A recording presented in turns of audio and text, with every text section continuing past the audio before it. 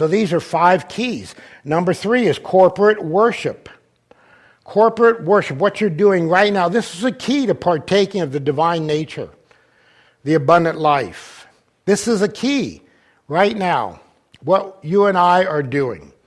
And we need to do it regularly, consistently, and we need to realize the devil doesn't want you in church. He fights you tooth and nail to keep you out of church. I don't know what the word is. I'm not really amazed. I'm flabbergasted, perplexed, I guess. How many people I talk to, I mean, happens almost weekly. I talk to people and they say, well, I've been trying to get to church, but. Well, I was going to be there Sunday, but. I've been wanting to come on Wednesday, but.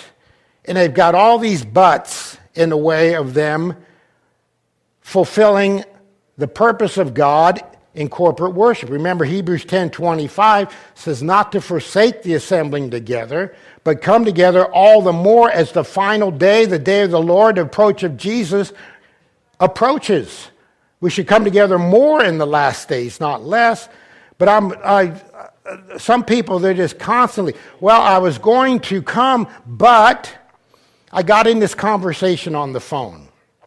Or my dog threw up and I had to clean it up. Or I just woke up, so I just woke up late. Somebody texted me recently and I read the penny. I said, well, so-and-so wasn't here Sunday because they woke up late and they said it was too late to church. She said, set your alarm. Set your alarm. I know people think, God will just wake me up. No, the devil will say, go to sleep, go to sleep, go to sleep, little Christian. He doesn't want you here. I mean, if I had $1 for every excuse I've heard why people haven't made church, I'd be doing pretty good. And I think, don't you realize the spiritual warfare that's taking place? The devil's trying to, this isn't just normal or natural. It's, okay, Sarah, whatever be will be. It's just the way it is. No, spiritual warfare is going on and the devil's doing everything he can to keep you from church. Well, I just didn't feel good. The one preacher said, brother, I can't come to that healing meeting. I feel sick.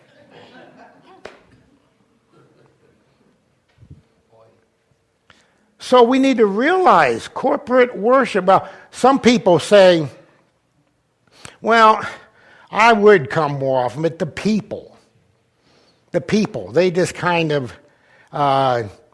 bother me or trouble me.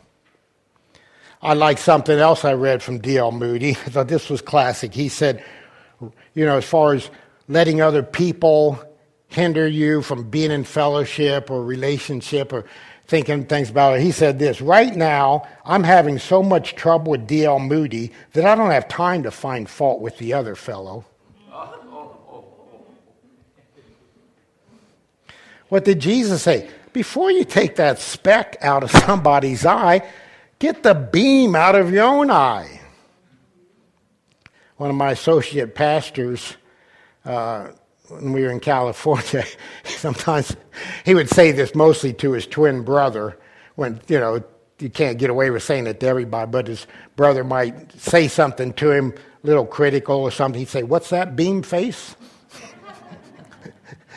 What's that beam face? You got a beam in your own eye. You're trying to take a splinter out of my eye. And again, I love this question the Lord posed to me years ago for myself and to share with other people. To me, it's $1 million question that every one of us should ask ourselves. It's this: what would my church be like if everybody did what I do?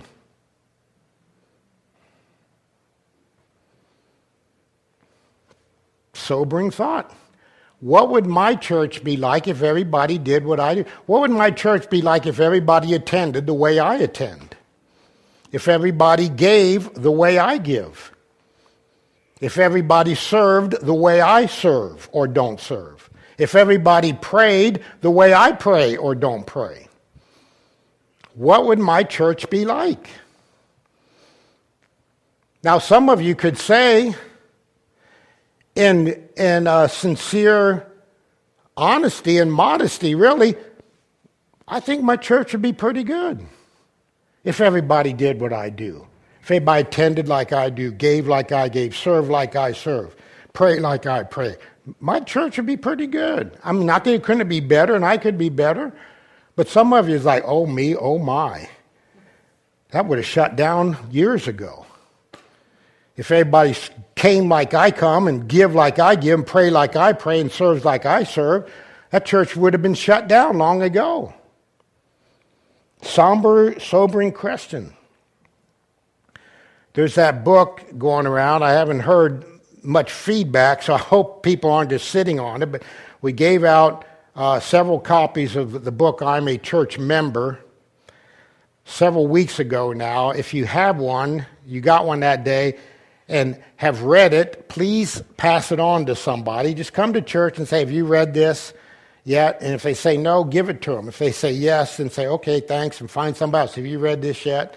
If you go to several people and they all say, yes, I've read it, set it up here on my chair and we'll announce it from the pulpit. But I'm asking everybody in the church to read one of those copies. It's a short book. You can read it in probably an hour or less. It's an excellent book. So if you have one and haven't read it, please take the time and effort to read it. It doesn't take you, and then pass it on. If you've read it and you haven't passed it on, pass it on, please. Like everybody to read it.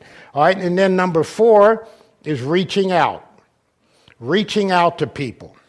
Sharing God's love, being salt and light, being a blessing, loving people, taking those Gospels of John and saying, hi, this book's for you. Thank you very much. Here's some good news for you. Sharing the gospel. Sharing gospel tracts. Telling people about Jesus. And then number 5, temple maintenance and pursuing wholeness. Temple maintenance, taking care of, we say taking care of my temple, but really it's taking care of God's temple. Because Paul said, what? Know ye not that your body is the temple of the Holy Ghost? And Paul said, I keep under my body. I make it do what I want it to do, not what it wants to do. Now, it's a challenge, I know, to keep your temple under, keep your body under. I mean, it's a challenge. Weight is one obvious thing. I mean, you think, man, it is so easy to put it on. And so challenging to take it off. I've been working for several weeks now on losing some extra pounds. And after about 2 weeks of exercising more portion control and watching what I eat and cutting back on sweets and things, I thought, yeah, I'm sure I've lost a few pounds. I got on the scale after 2 weeks. It was right where it had been. I was like, oh, I just wanted to give up. I said, no, keep going. A couple more weeks went by. This was just last week. It was down 2 pounds. I was like, yes. I got on yesterday. It was right back where it was. I was like, ah! But I'm determined. I'm going to lose some extra pounds. It's not healthy to be overweight.